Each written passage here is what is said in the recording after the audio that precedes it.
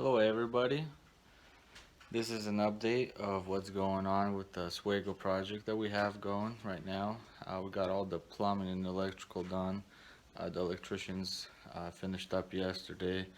We were waiting for that little half wall to be built to get it finished up, and today should be the inspection for both plumbing and electrical. Should be no issues. I believe the plumbing actually happened and it has passed already. The electrical is scheduled for today, and as well we're waiting on our building permit to for all that new walls that we have got up. So stay tuned. We'll keep you more updates throughout the next couple of weeks. I don't think we're actually going to be sheetrocking this week because we're just waiting on everybody now.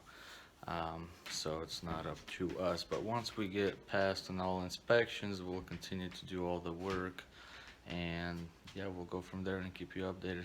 Thank you for watching. Like and subscribe. Goodbye.